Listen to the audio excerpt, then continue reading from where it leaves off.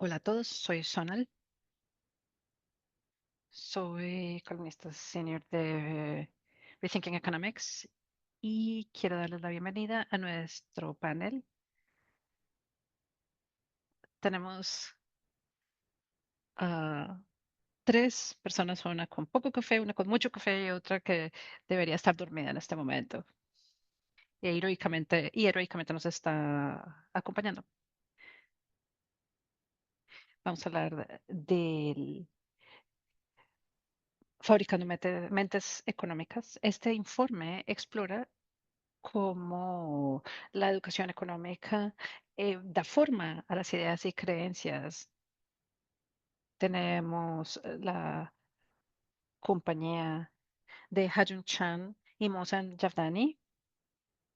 Mohsen Javdani trabaja en Simon Fraser University. Hajun Chan nos acompaña desde SOAS University of London. Además de los autores, tenemos a dos economistas brillantes que van a poner todo en contexto. Tenemos a Janice Peterson, profesora de economía en California State University, Fresno. Trabaja el pluralismo desde un momento, desde una perspectiva de la educación. Y por último tenemos a Clara Matei, que es profesora de economía en la Universidad de Tulsa y presidenta fundadora de Economic Emancipation. Hablan de la teoría económica y las creencias. En cuanto al formato de este evento, esperamos cerrar esto en los próximos 60 minutos. Vamos a iniciar con un resumen del informe y luego vamos a tener una discusión con todos los panelistas. Queremos invitarlos a compartir sus preguntas usando no el chat, sino la opción de preguntas y respuestas. Vamos a estar recolectándolas y vamos a usarlas para nuestro último segmento del panel. Entonces, tenemos 15 a 20 minutos para el resumen del informe y luego vamos a pasar a la conversación. Muchas gracias. Voy a compartir pantalla. ¿Pueden ver mi pantalla? Perfecto. Hola a todos y todas. Muchas gracias por tomarse el tiempo de acompañarnos en este seminario web. Estoy agradecido con mis colegas Janice y Clara y también mi querido coautor Hajun Chang.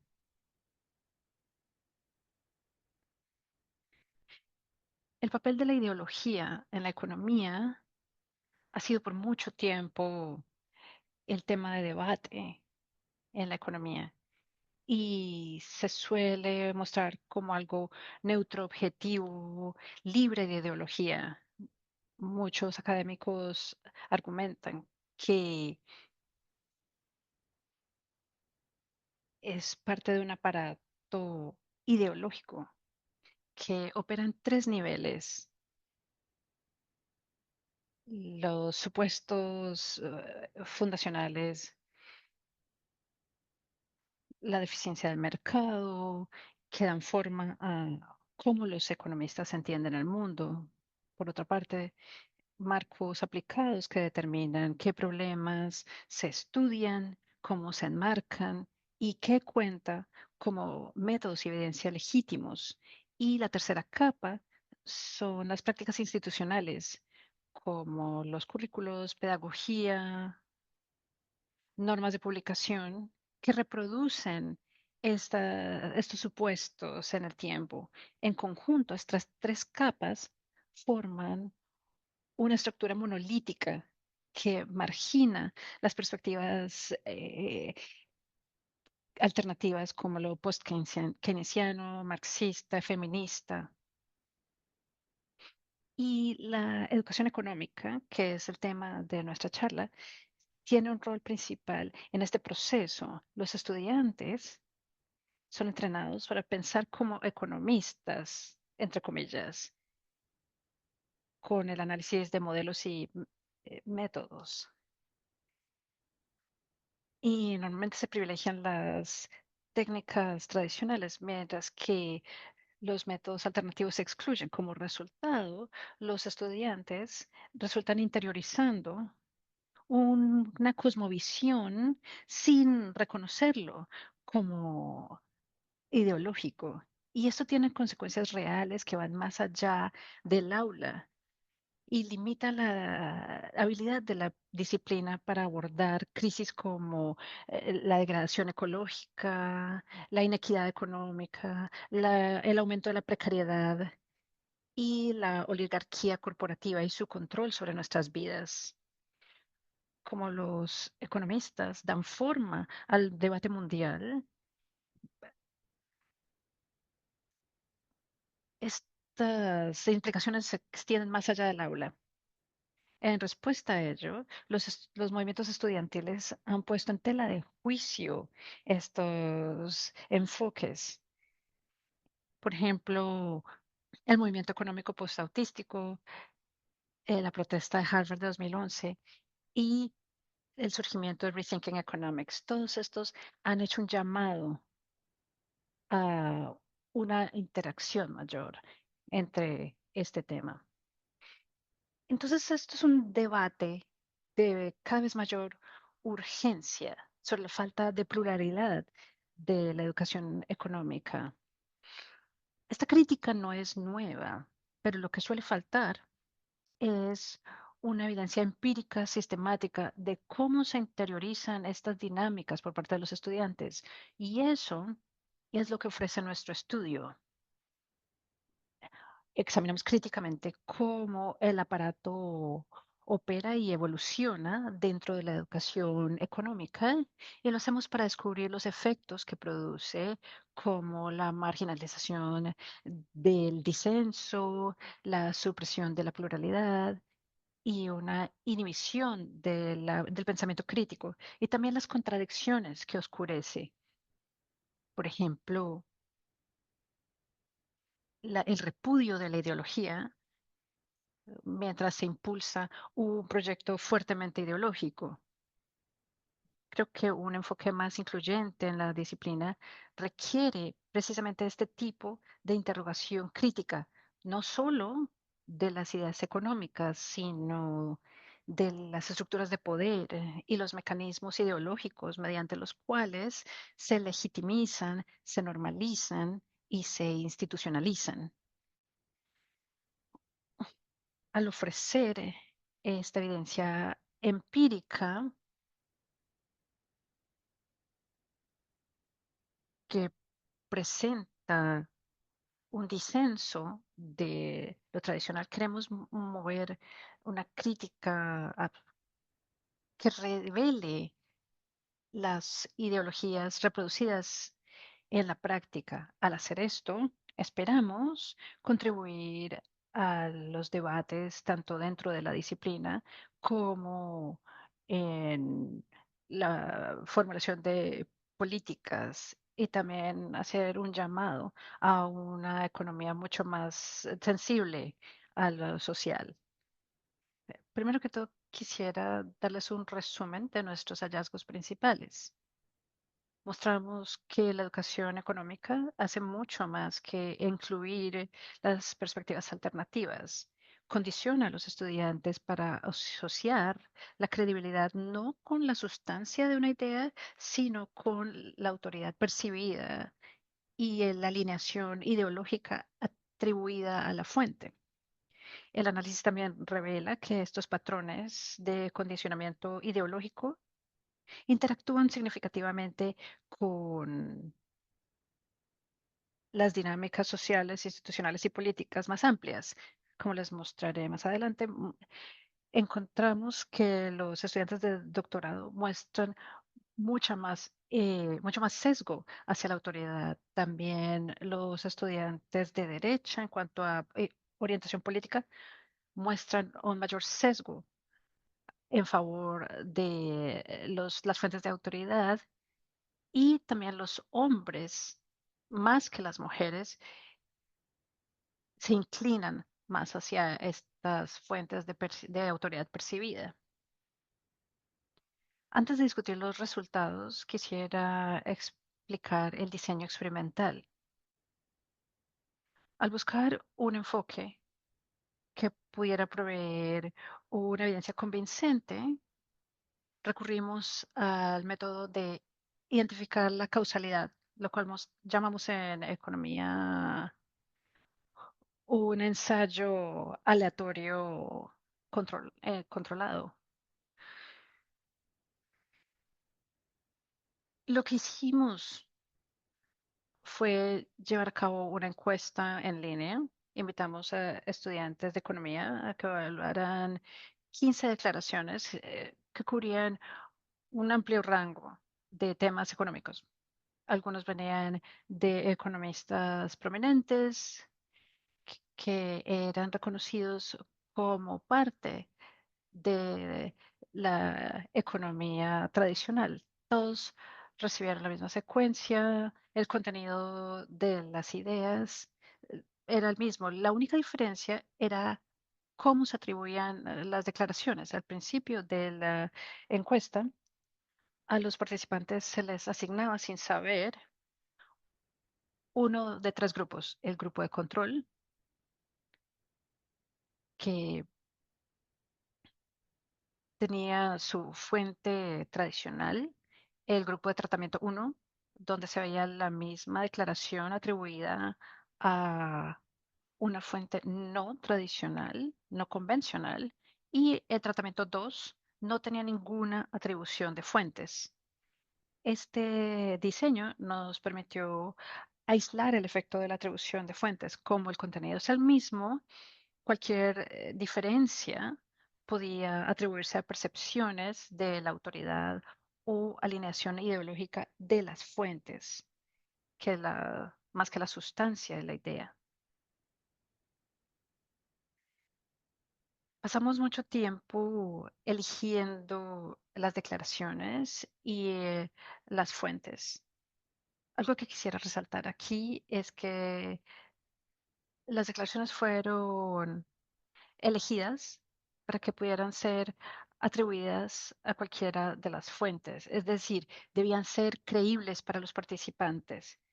Les voy a mostrar algunos ejemplos en un minuto. Segundo, las declaraciones debían ser relativamente oscuras, es decir, que reducieran la posibilidad de que se pudiera detectar la atribución errónea. Nosotros explicamos en el paper que cuando se reconocía, el sesgo bajaba. E- Es decir, las estimaciones fueron conservadoras en cuanto a estos sesgos. Y tercero, las fuentes fueron elegidas para señalar a posiciones ideológicas o intelectuales reconocidas. No solo mostramos un nombre como fuente, sino también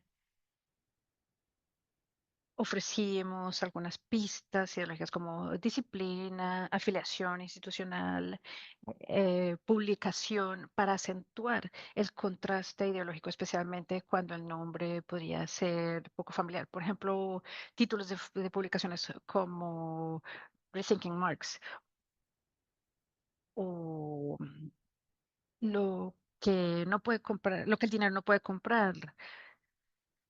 Esto podría señalar unos contrastes ideológicos significativos.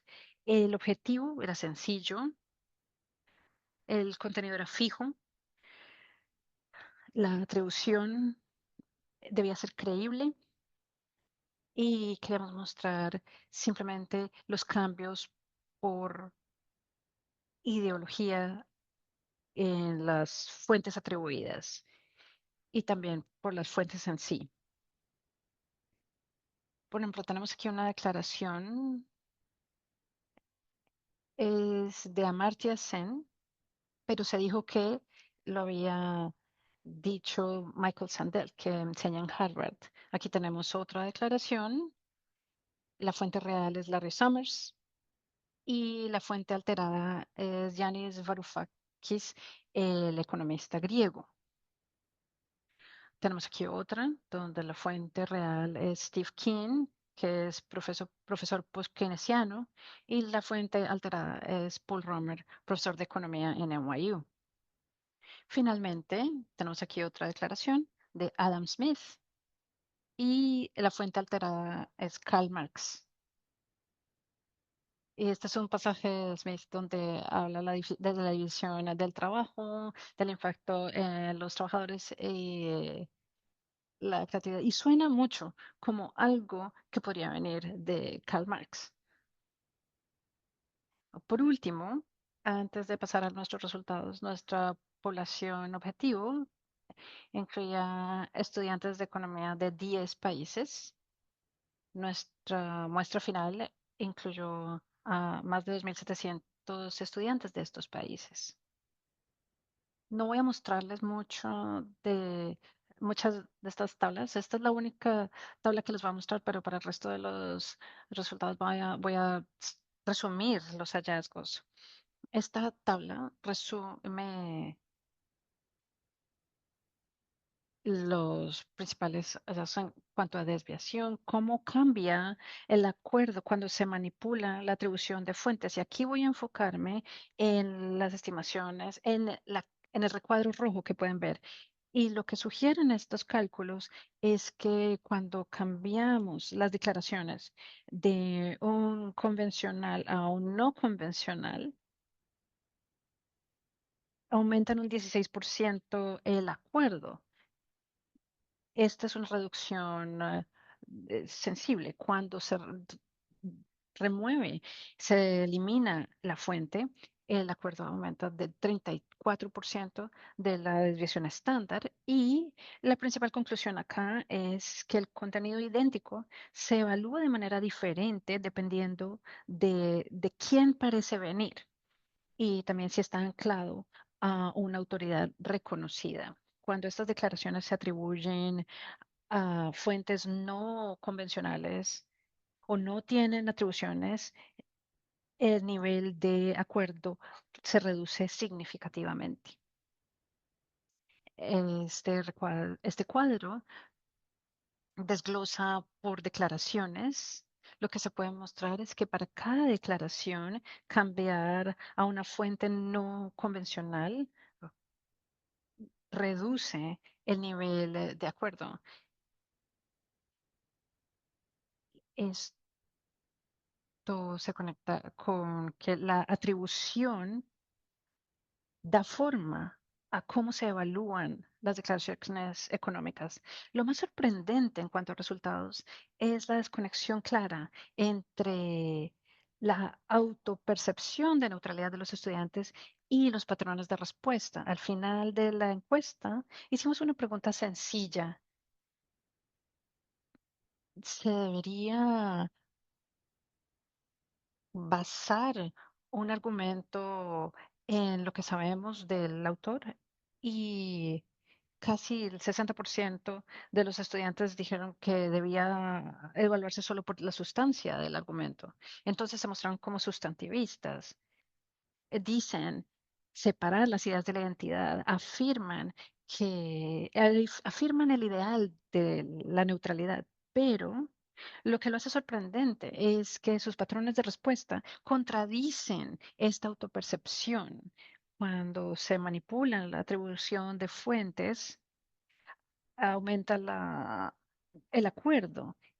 Y esta brecha entre la autopercepción y los patrones sugiere que la autoridad y las pistas ideológicas operan aun cuando los estudiantes creen que no dependen de ello. También examinamos si estos sesgos cambian a medida que avanzan los estudiantes en su educación y esto es lo que encontramos al principio. Algunos de los perdón, las declaraciones se atribuyen a fuentes de autoridad, no hay diferencia. Es decir, el acuerdo base es relativamente similar entre estos tres grupos, pregrado, maestría, doctorado. Pero cuando cambiamos la fuente, el acuerdo disminuye significativamente entre todos los grupos. y la reducción al acuerdo se duplica para los estudiantes de doctorado. Esto comparado con los estudiantes de pregrado. Esto sugiere que el sesgo no disminuye con el entrenamiento económico, más bien se intensifica. Y en ese patrón estudiamos tres mecanismos. Uno, la socialización cumulativa incorporada en la economía convencional.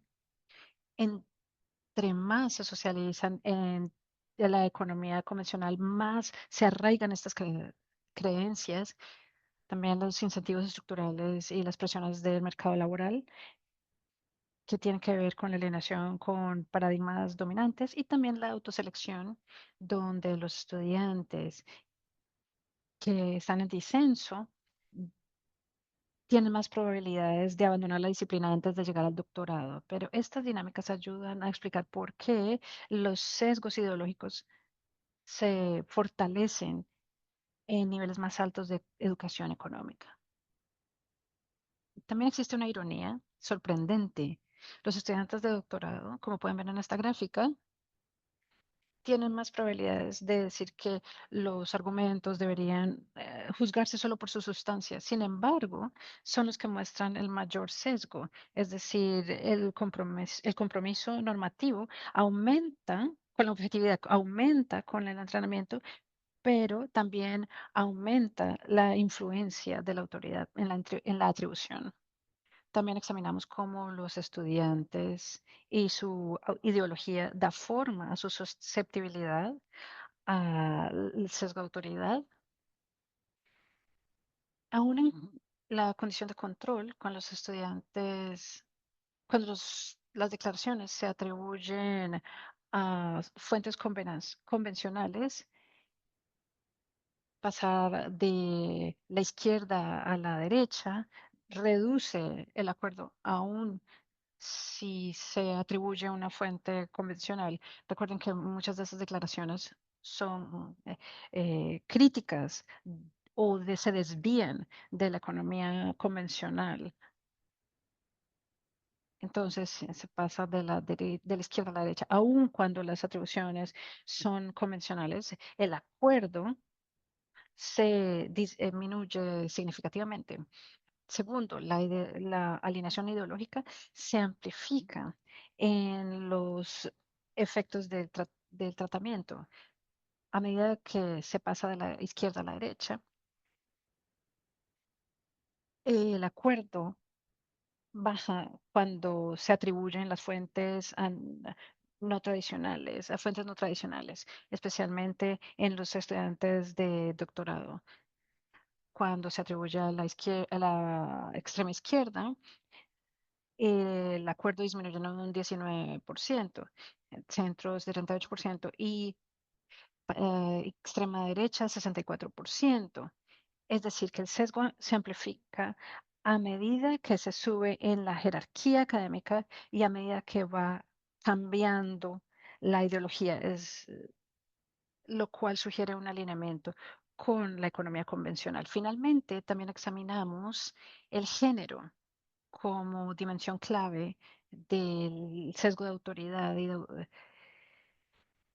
eh, contemplamos cómo los hombres respondían de manera diferente y mostraron una disparidad enorme entre hombres y mujeres. El acuerdo entre hombres bajó un 20% cuando se atribuía la declaración a una fuente no convencional, mientras que entre mujeres era menos 7,5%. Es decir, estos son nuestros puntos, son órdenes de magnitud menores. Cuando se elimina la atribución, el acuerdo disminuyó en un 37% entre hombres, 27% entre mujeres.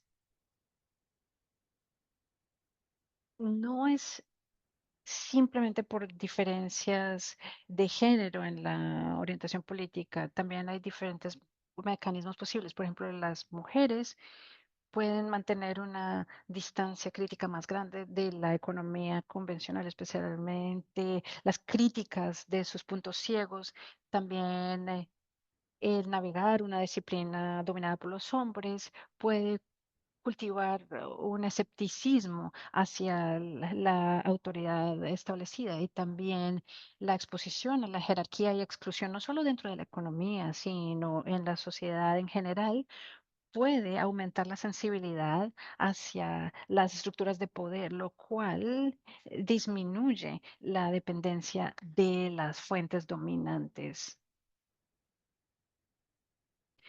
Los estudiantes no conectan las declaraciones con su sustancia, sino con su fuente percibida. Y esto se intensifica a través de la educación económica. Es decir, la educación económica reproduce esta cosmovisión tan disminuida.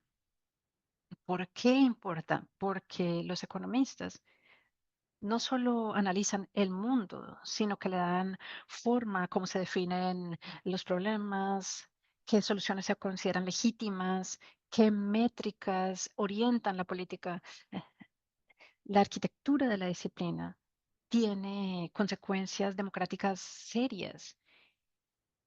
El mundo económico es complejo y tiene muchas aristas. No hay una sola palabra que capture todo lo que eh, contiene. El pluralismo no lo hace, lo fortalece al impulsar el debate económico. Sin embargo, la resistencia al pluralismo persiste dentro del campo de la economía, muchas veces en nombre de preservar la unidad disciplinaria y la autoridad en la economía. Una reforma significativa requiere más que ajustes curriculares, requiere reconocer las dimensiones económicas del discurso e integrar visiones genuinamente diversas. Una pregunta que se mantiene es, ¿quién va a enseñar el pluralismo cuando la mayoría de los profesores de economía fueron entrenados con una visión muy limitada? Sin pluralismo estructural, no podemos tener amplitud intelectual y vamos a tener menos legitimidad pública. Muchas gracias.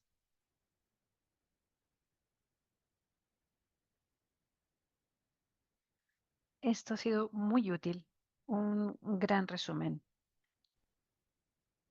En aras de la conversación, Hajun, ¿quisieras intervenir en este momento? Sí, quisiera agregar un poco a lo que ha dicho Mosen.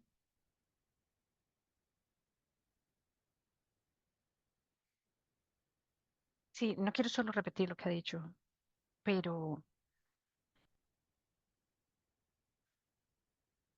hagámoslo un poco más personal e histórico.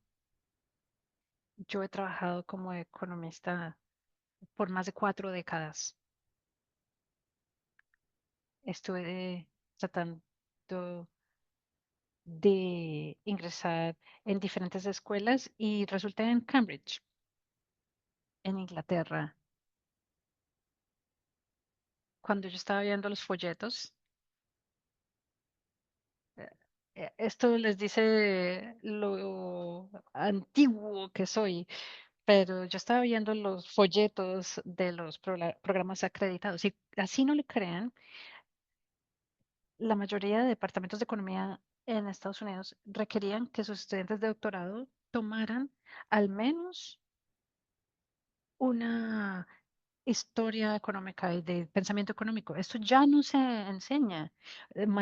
Muchas de ellas requerían ambas. Muchos departamentos tenían electivas enseñadas por marxistas, post-keynesianos, economistas institucionales a la antigua. como Don Harris, el papá de Kamala Harris en Stanford.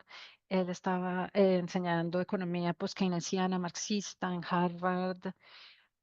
Stephen Macklin en Michigan, teníamos a Tom Weiskopf. Era otro mundo. Y ahora, si se mira los programas de grado, no hay nada por el estilo. Entonces, en cierto modo, el hecho de que hubiera un sesgo ideológico entre en la educación económica es muy obvio, porque el programa es completamente diferente. A los estudiantes ni siquiera se les dice que hay otros enfoques. Se les dice que los enfoques alternativos son basura. Entonces, el hecho de tener que llevar a cabo este estudio para mostrar este sesgo es un comentario sobre el estado de la profesión,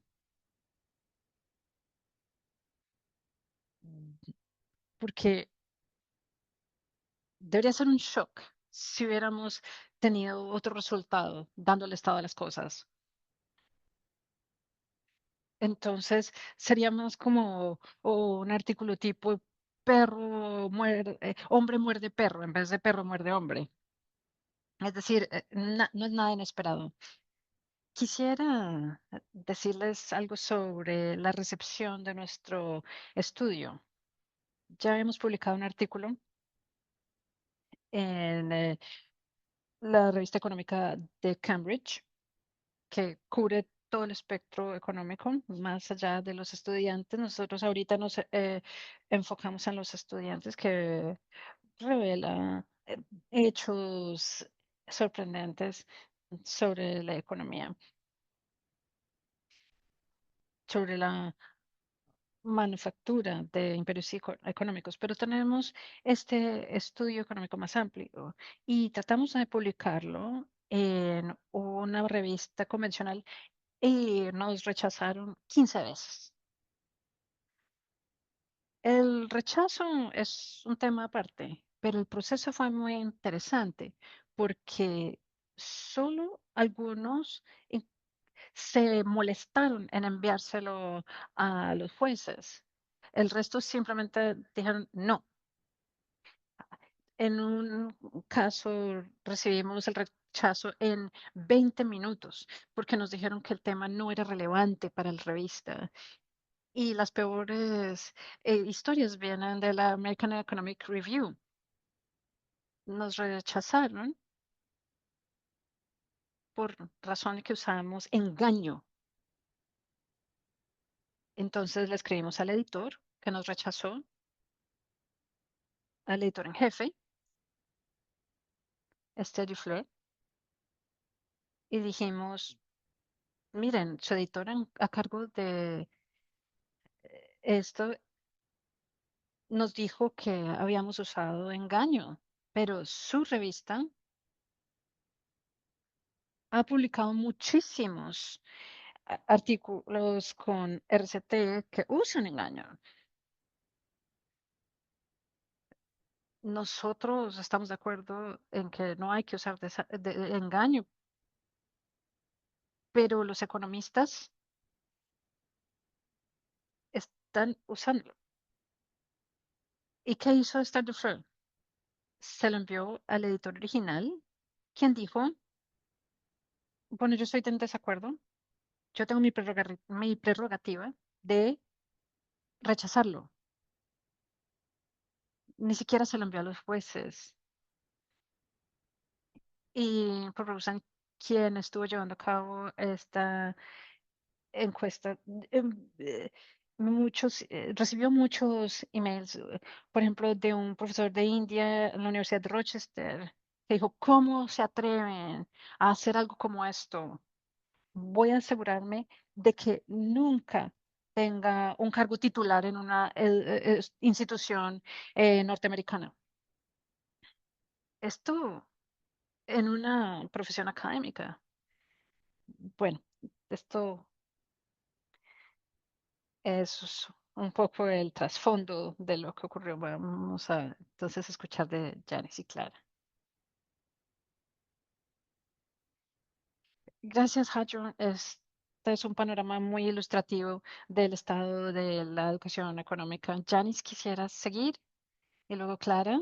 Y luego vamos a abrir el espacio a las preguntas de la audiencia. Las vamos a categorizar.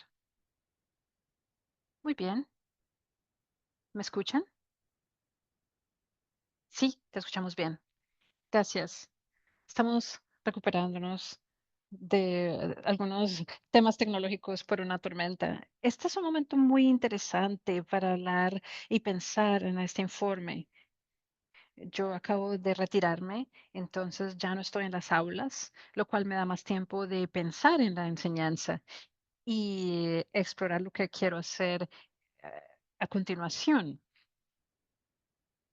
Después de la última elección presidencial en Estados Unidos, hubo una tormenta de discusiones entre los economistas heterodoxos sobre la necesidad de introducir la economía heterodoxa en las aulas y sacarla a un público más amplio y cómo hacerlo también. Y yo estuve de acuerdo con eso y yo arguí que el pluralismo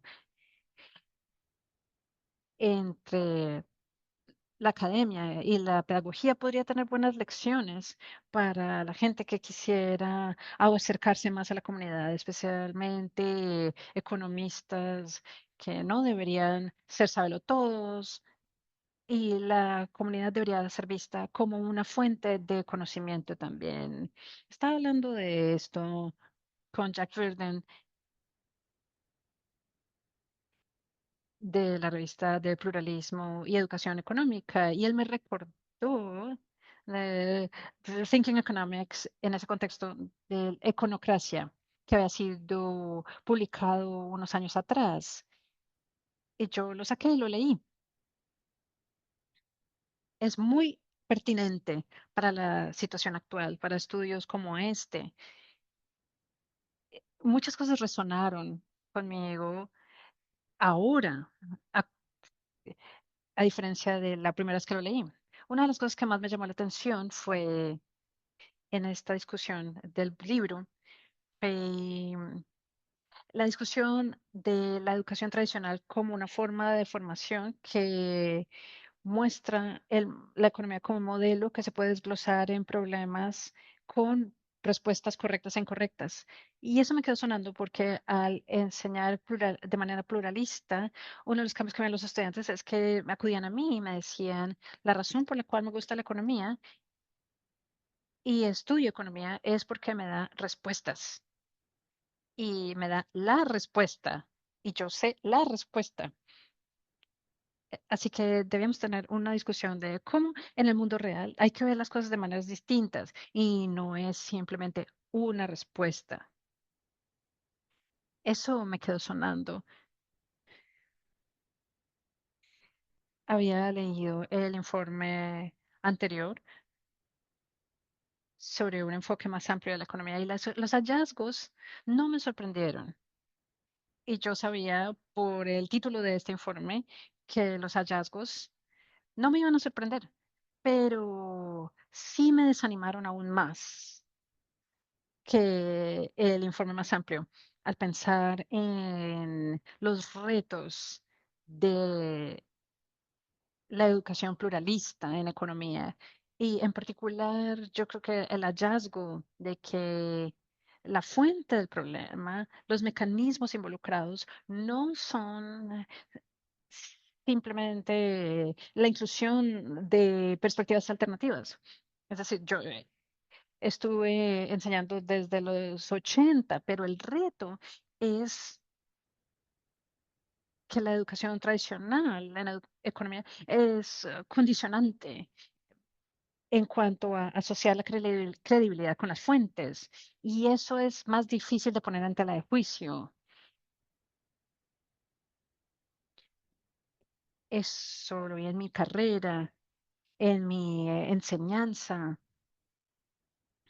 Yo he hecho varias cosas en el tiempo en cuanto a cambiar el contenido, cambiar la pedagogía, tratar de vincular la comunidad a los problemas del mundo real, pero al pensar, lo que yo concluyo de este informe es que al poner en tela de juicio los, la conformidad y la deferencia hacia la autoridad, debe haber una intervención más directa en el proceso, más allá del pluralismo en contenido y el pluralismo en la experiencia estudiantil y los modos de enseñanza. Estaba pensando que sería interesante saber de economistas que están incorporados en el pluralismo y que se identifican como pluralistas. ¿Cómo se volvieron así? ¿Qué nos hizo acoger el pluralismo?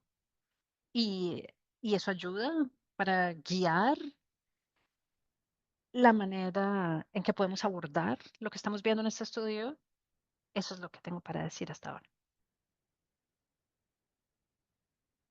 Muchas gracias, Janice. Clara, gracias, ¿me escuchan? Yo también tengo el mismo problema, mi línea está inestable, entonces por favor ténganme paciencia si me caigo. Muchas gracias por esto. Estamos en un mundo en el que 12 personas tienen más fortuna que el 50% de la población mundial. Son 4.000 millones de personas.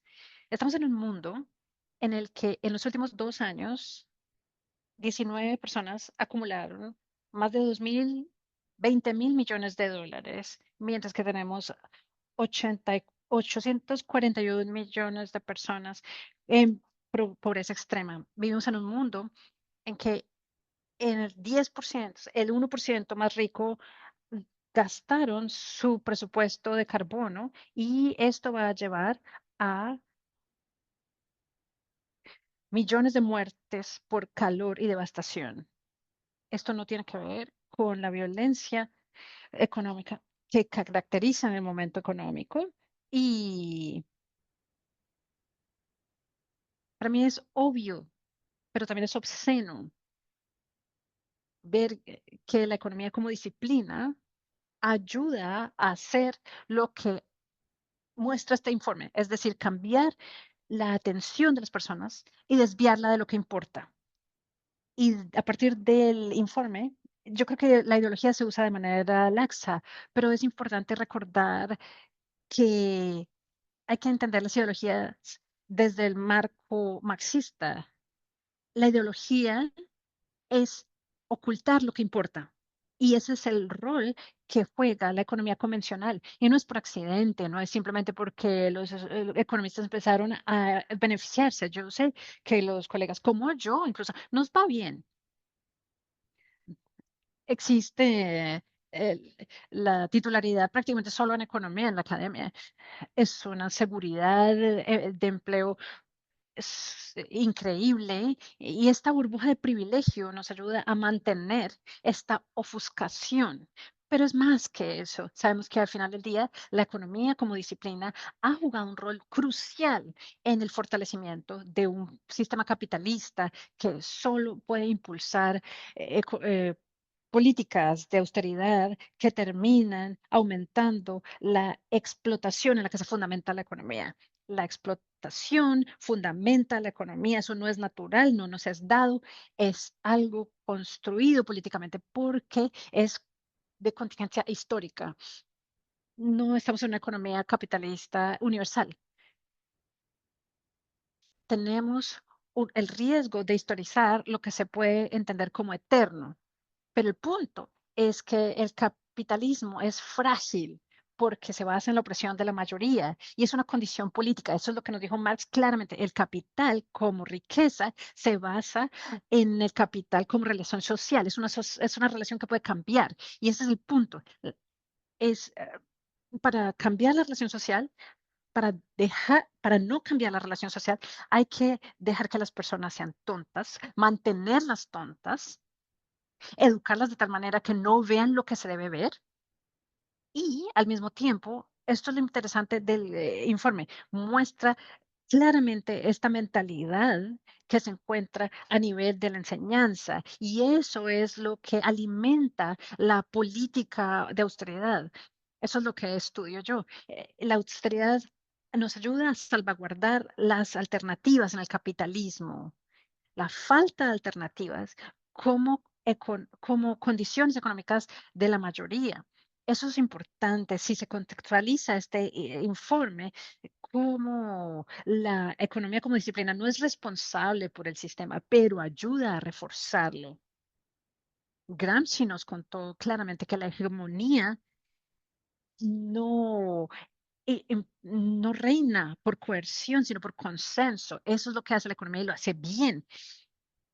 Deberíamos darnos cuenta de que en este momento debemos decir no más a esto. Sí, tenemos el deber como personas en una llamada de Zoom. Tenemos a 130 personas conectadas. Ustedes son personas que tienen la suerte de verse expuestas a un modo diferente de pensar, porque ustedes llegaron a este seminario web. Esto significa que como comunidad de personas que hemos sido introducidas a una perspectiva emancipatoria del conocimiento, tenemos la responsabilidad de fortalecer esta este enfoque contrahegemónico del conocimiento y tenemos que hacerlo ya. No podemos esperar. Hay genocidios en todas partes. En Palestina, en Sudán, la economía se beneficia del genocidio, no más. Está muy tarde. No podemos ver al mundo explotar frente a nosotros. Debemos darnos cuenta de que esto no es el capitalismo fallando. No, este es el capitalismo en acción, lo que nos trajo a estas condiciones y lo que la economía hace es evitar discutir de qué se trata el capitalismo. Entonces, yo quiero exhortar a Rethinking Economics a seguir haciendo su trabajo tan bueno que está haciendo. Yo he estado en Oxford donde relanzaron su capítulo y yo presenté mi libro que salió la semana pasada, Escape del Capitalismo. Es político y esto es lo que se ve en este informe, que no hay nada más político que hacerse el neutro y actuar como si estuviera por encima de los sistemas de creencia. Yo trato de no usar la ideología porque para mí ideología tiene una connotación negativa porque quiere decir oscurecer, pero la idea de que la economía se ve exenta del posicionamiento orgánico en una sociedad de clases es absurdo, pero sirve un objetivo político como lo vemos hoy en día. Entonces, en mis esfuerzos pequeños hemos estado formando un foro. Free Form es la página web y yo creo que Rethinking Economics hace un buen esfuerzo para repensar la disciplina. Yo exhorto a que este informe sea otro hallazgo importante para estimular eh, los cambios en la academia, pero también lo que debemos hacer es construir instituciones alternativas. Eso es lo que hacemos en cierto modo. Decir que el conocimiento se debe dispersar a las personas, a más personas, personas reales, personas que saben lo que es no llegar a final de mes. Esa es la mayoría de la gente. ¿Todavía me oyen? Sí. Yo estaba leyendo datos de Oxfam, del Banco Mundial, de hecho. El 20% de la población europea está en riesgo de exclusión económica y marginación económica. Entonces estamos hablando de niveles de pobreza que están aumentando en el norte global y también estamos viviendo de la destitución de la mayoría de la población en el sur global. Entonces hay una sed de este conocimiento alternativo, de este pluralismo, y esta sed debe alimentarse con la emancipación económica. Lo que me sorprende es ver a la gente que quiere construir métodos alternativos económicos y lo creen tanto que participan de primera mano. Entonces, tenemos un proyecto de asamblea y todos participan. Tenemos un hombre de 84 años que es Muskogee, mexicano. Él trae sus valores tradicionales que pueden guiar cómo pensamos en la economía y también tenemos a jóvenes, muy jóvenes, en la misma asamblea. Y la asamblea se reúne cada 2 semanas y crea estos eventos económicos una vez al mes. Hemos estado creciendo, tenemos 400 personas y hemos hablado de impuestos progresivos, tenemos soberanía alimentaria, tenemos encarcelamiento masivo y muchos otros temas. Entonces, por favor, seamos creativos. Si quieren ver qué es lo que hacemos, esperamos construir otros capítulos en el mundo, pero esta es una posibilidad. Rethinking Economics y todo lo que hacemos, hagámoslo como red. Así podremos fortalecer nuestras conexiones e impulsar realmente la democratización del sistema económico. Muchas gracias por incluirme en esta conversación. Muchas gracias, Clara. Sé que estamos a punto de cerrar, nos quedan 20 minutos. Entonces quise elegir algunas preguntas para Mohsen y Hajun. No podré poner todas las preguntas, dado el tiempo que tenemos. Hay algunas preguntas que son para todos los panelistas, dependiendo de cómo nos va, vamos a las para todos. Entonces vamos a empezar con la primera pregunta. ¿El estereotipo atribuido a los estudiantes de posgrado aumenta a medida que progresa la educación? ¿Qué les llevó a enfocarse en el sesgo de autoridad? Pensamos en dos maneras diferentes en las que se podría afectar a los estudiantes en la evaluación de estas declaraciones. Una, ver que estas declaraciones vienen de una fuente anónima o de una fuente no convencional. Es decir, yo vengo de una educación convencional, no heterodoxa. Cuando llegué a Canadá de Irán, como lo mencionó Hajun, no hay departamentos no convencionales en Canadá. En Estados Unidos serían muy pocos. En Canadá eran cero. Entonces no tuve otra opción. Solamente podía estudiar economía convencional.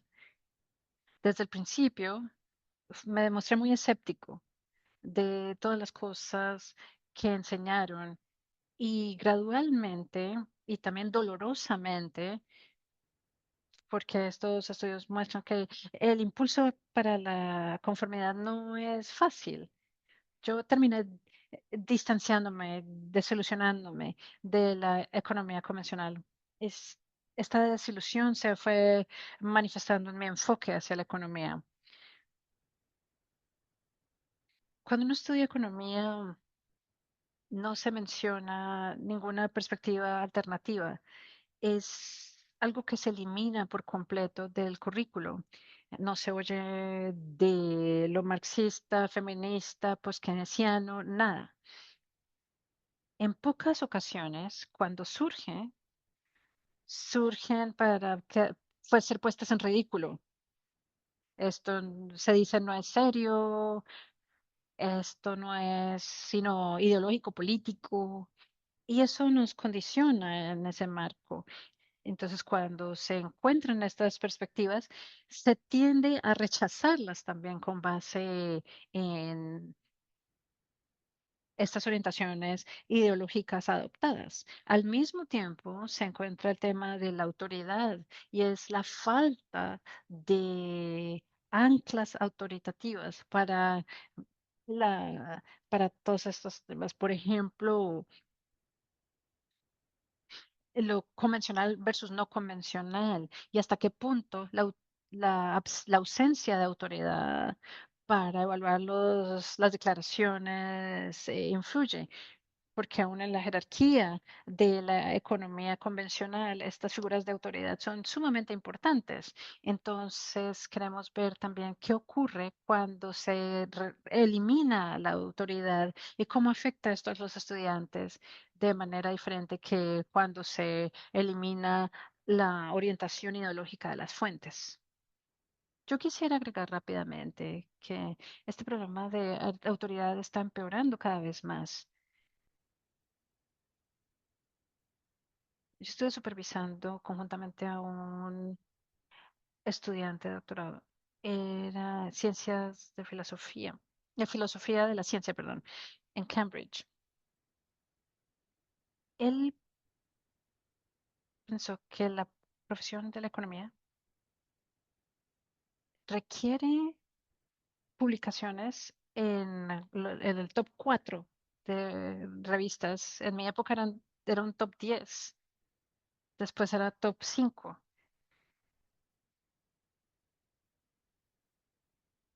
Entonces ahora solo quedan 4 revistas: American Review, Journal of Political Review, Econometrical.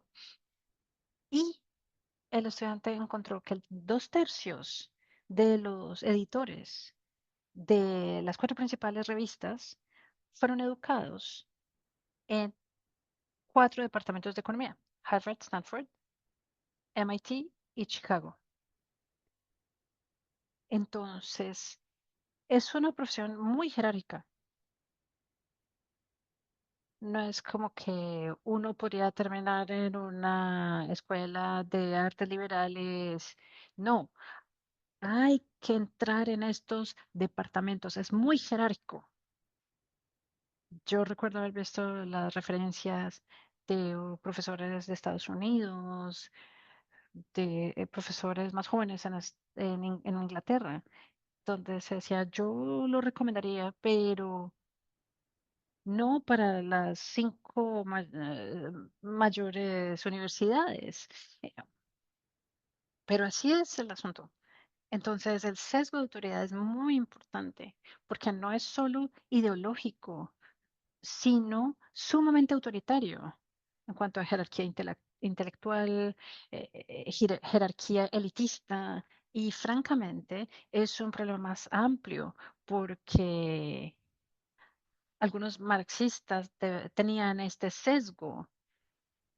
Entonces los debates era alguien que citaba a Karl Marx, por ejemplo.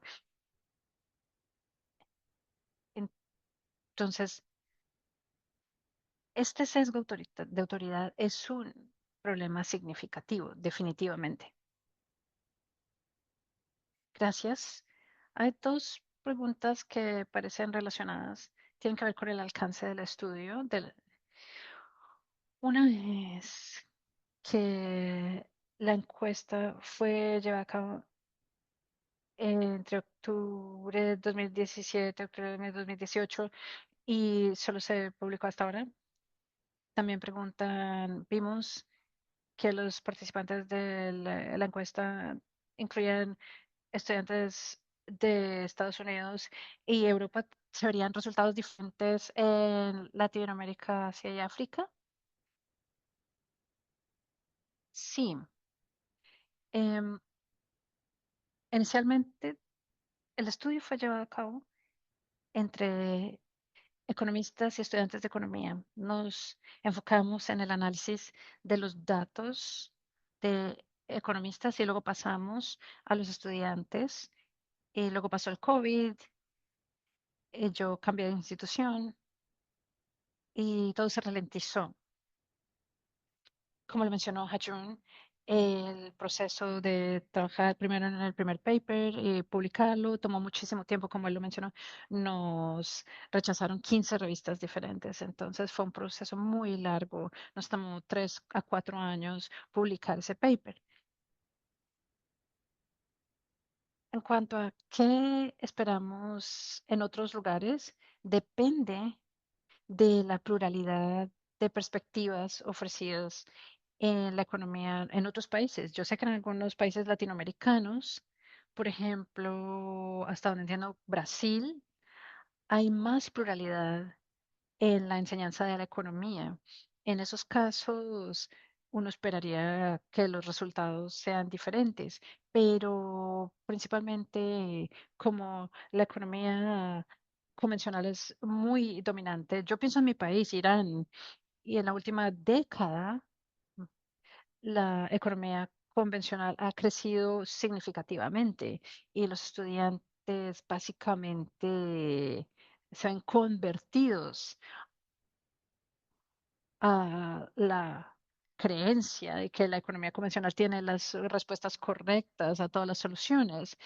Y eso viene de manera interesante del hecho de que muchos instructores que enseñan estos cursos son educación, vienen de educación en los Estados Unidos. Entonces vuelven a casa, empiezan a enseñar economía convencional como la aprendieron, lo cual es con mucho cierre ideológico y sin pluralidad de perspectivas. Desafortunadamente, yo creo que estos resultados van a mantenerse en muchos países porque este problema de la falta de pluralidad de la economía y la dominancia de la economía convencional es algo que vemos en todas partes, con algunas pequeñas excepciones. Gracias, Mosan. El próximo grupo de preguntas son más abiertas, entonces cualquiera de ustedes puede responder, incluida Janice. Pues de ofrecer una breve historia de cómo la economía se hizo más de derecha y tan limitada.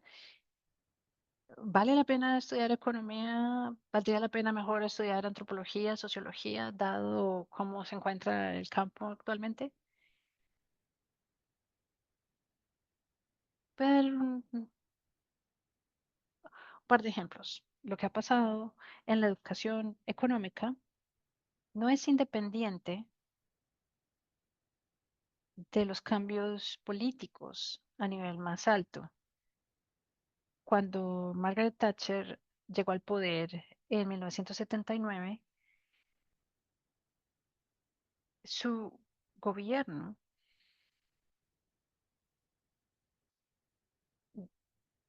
dio, dejó de financiar un departamento económico muy post-keynesiano.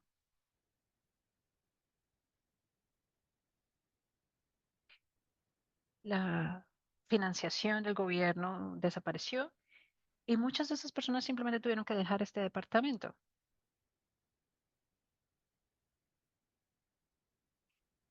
El estatus que tienen los economistas convencionales tienen, por ejemplo, premios Nobel y este departamento había sido creado por el Banco Central de Suecia, poblado por economistas convencionales en los 80, 90 y los departamentos creados en esa época legitimizaron la escuela de Chicago. Entonces, los economistas neoclásicos de Chicago tenían ahí que ver. Entonces, ¿cómo llegó a esto a ser así? Es porque la, los economistas lo comparan con la teología católica, por ejemplo. Es una ideología que, por más destructiva que sea, es la que ganó.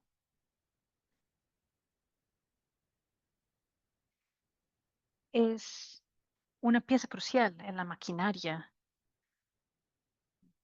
del régimen neoliberal actual. Y se ha hecho un gran esfuerzo para preservarla. A partir de mi experiencia, yo fui educado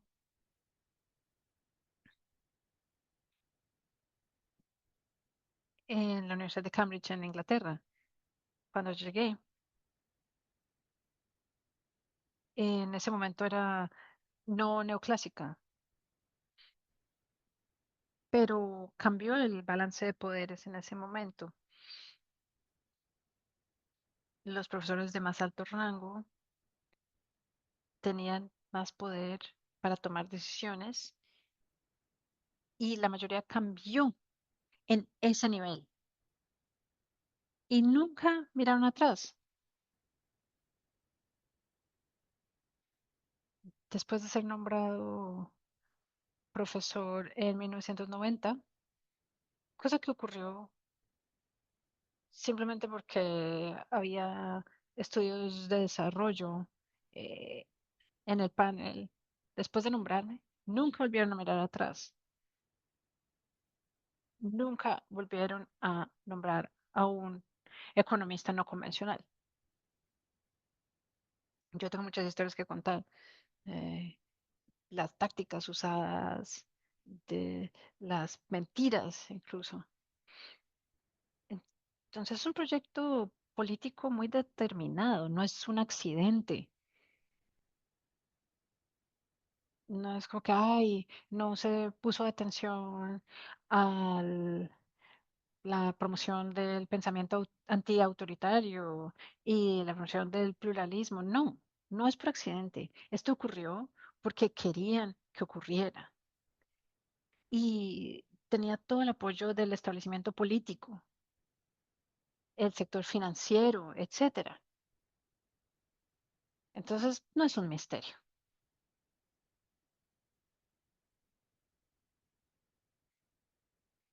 Mosen, quisieras agregar a esta pregunta? Porque yo creo que esta es una pregunta que surge muchas veces y yo creo que esta es la última pregunta.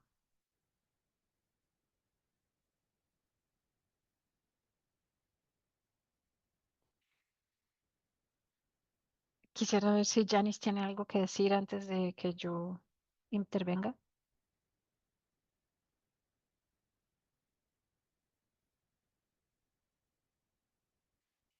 Yo puedo decir un par de cosas sobre la pregunta, sobre si la educación económica siempre ha sido así dominada por lo convencional. En el caso de Estados Unidos, ya era dominante cuando yo estaba a punto de entrar al posgrado en los 80. Entonces ha pasado tiempo y aún entonces había más opciones. En mi caso, yo descubrí la economía por accidente. Yo estudiaba música y estaba tomando una clase obligatoria de economía, ni siquiera en mi universidad, en Cal State French, no. Había una profesora fantástica. Le gustaba John Kenneth Galbraith y yo tuve suerte porque había un departamento heterodoxo y también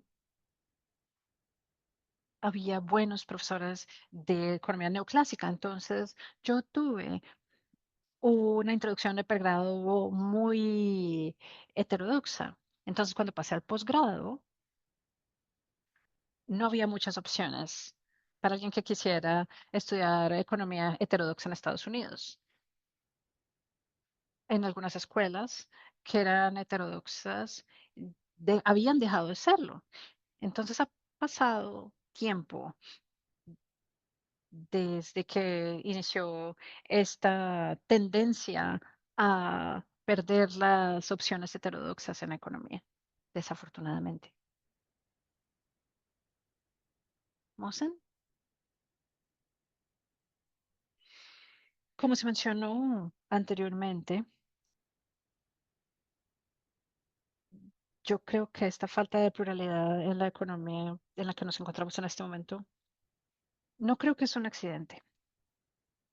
Podemos trazar sus raíces hacia los cambios ideológicos políticos en la economía convencional. Y lo que dijo Janice al principio, eh, algo sobre cuántos Estudiantes aman la economía porque les da respuestas fáciles. Y esto es algo que sobresimplifica la narrativa que atrae a la gente. Con el surgimiento del autoritarismo, Trump, por ejemplo, se ve que todo es algo blanco y negro, es una narrativa sencilla y la gente tiende a verse atraída por eso. Y creo que la economía convencional se ha beneficiado mucho de este tipo de enfoque porque no es fácil lidiar con las complejidades y los marcos contrapuestos y las visiones contrapuestas. Todos quisieran tener una respuesta sencilla, blanco y negro, correcto, incorrecto. Así se beneficia la economía convencional, no solo para los estudiantes que gravitan hacia la economía, sino también los políticos y los formuladores de políticas, porque la respuesta, si se hace una pregunta y la respuesta es, es complicado, se necesitan 30 minutos para explicar cómo podrían funcionar las cosas, pero también depende de muchas cosas, los formularios de políticas y los políticos no van a sentirse cómodos con eso, pero si le decimos a un economista deberíamos aumentar el salario mínimo y dice no, en vez de simplemente describir la ley nacional, eso es muy atractivo.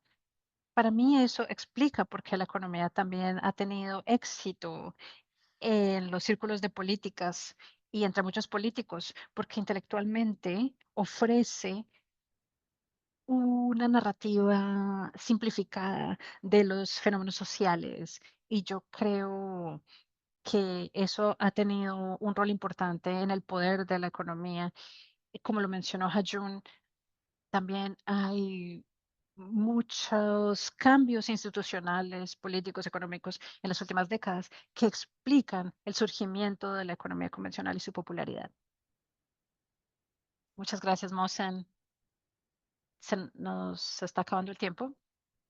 Quisiera cerrar con un rápido mensaje de Rethinking Economics International, porque hay muchos mensajes en el chat sobre qué hacer, llamados a la acción, foros.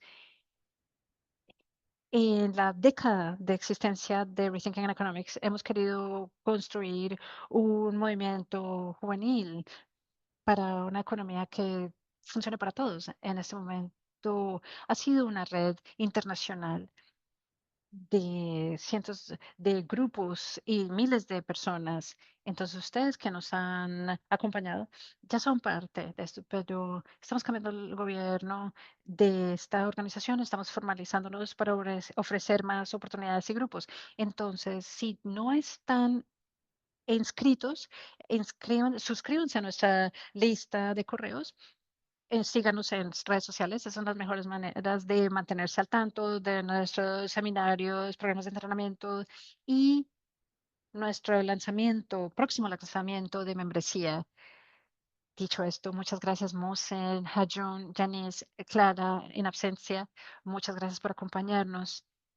Y para todos ustedes que todavía nos acompañan, lean el informe, tiene muchísimas cosas para reflexionar y únanse al movimiento de Rethinking Economics.